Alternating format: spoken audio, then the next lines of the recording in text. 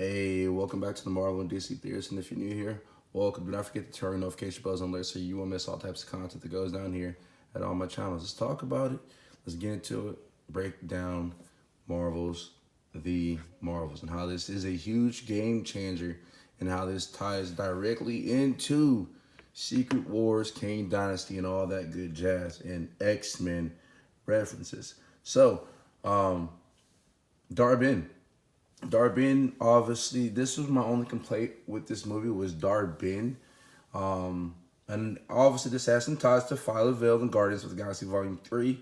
If you are a hardcore dweeb and decide to actually realize, like, oh snap, this has connection. Like, all this connected a lot of stuff with the cosmic side of the MCU.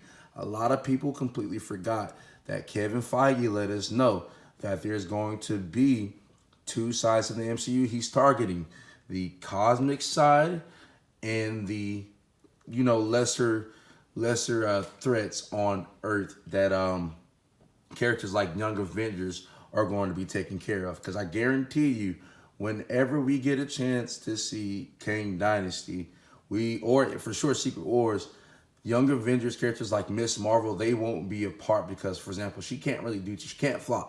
I love how they made that joke in this movie with Captain Marvel 2, aka the Marvels. So Darben ripping this whole entire rip through reality, and Monica Rambeau being the only one, aka Photon, able to close that was crazy, because this opened the door for the X-Men.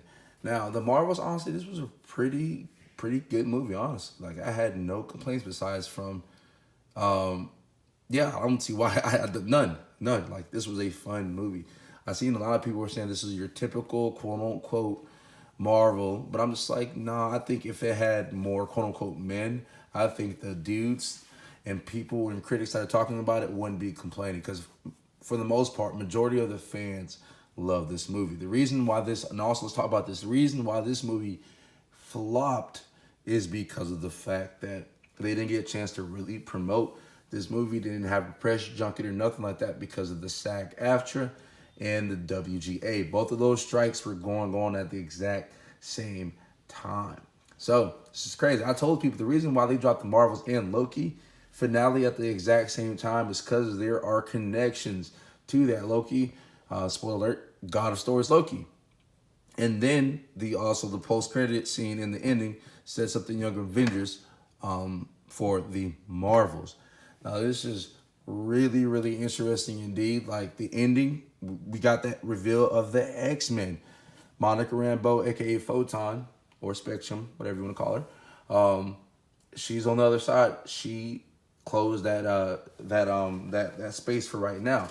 Now, there's a theory, and I am going to break this down in a whole entire video, how we got to tease that an incursion is going to destroy that universe. I guarantee y'all that incursion is going to destroy that universe. And I remember Kevin Feige set up this Iron Man Easter egg with the X-Men back in the day, with that deleted scene with him talking about gamma bug bites and mutants. He literally dropped the word mutant, so we know Kamala Khan is a mutant because they played that music at the end of the Miss Marvel finale when we got that reveal. And that's probably another reason why Kevin Feige did that, because they might write her into the Earth 616, which, by the way, it's a whole still debate that Earth 616 is titled Earth 1999 whatever, even though we got the reveal in the Doctor Strange Multiverse of Madness movie.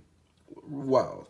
But yes, the Marvels movie is super huge. It had a lot of big connectivity. I heard a lot of people saying that you had to get your homework, as in watch your homework with Secret Invasion, which honestly you didn't even have to watch Secret Invasion. There was no main characters at all. The only show that you needed to watch before this was WandaVision because of the MCU.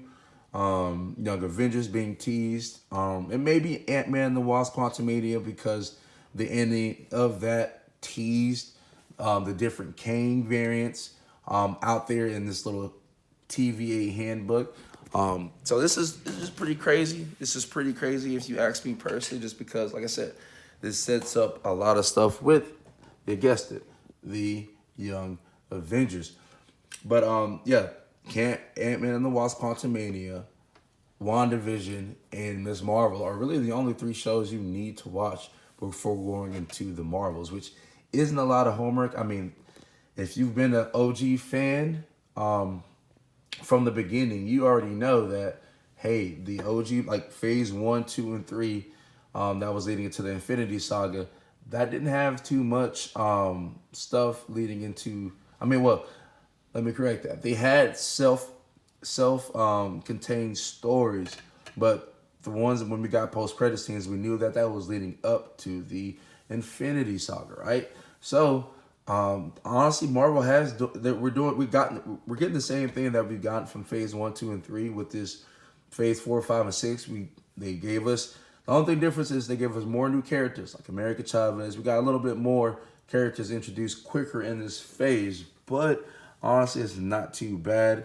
Just because if they were to find a way, now we got the Marvel Spotlight, they will be able to have this contained stories. But yeah, the Marvels really is that movie to connect everything. Young Avengers, X-Men, and it's crazy how it makes sense that this would be the movie. I wouldn't have expected it at all that the Marvels would be the movie to do that, just because, hey, I mean, a lot of people thought we would have gotten Rogue, which I told people we weren't going to get Rogue in that post-credit scene, because that's going to be something that if they want to do that, they're going to definitely give us, like, that's not going to be a quick thing. That's going to be a nice fight sequence if we get that live action. But yeah, Young Avengers they play a part in this whole Kane, Kane dynasty in the comics, and like I said, Secret Wars. So yeah, let me know your thoughts in the comment section down below. I will catch y'all next video live stream, and peace out. Let me know what you think of the Marvels. Did you love it? Did you enjoy it? Did you think it was pretty cool? The fact that we got X-Men is wild now, y'all. It's freaking wild.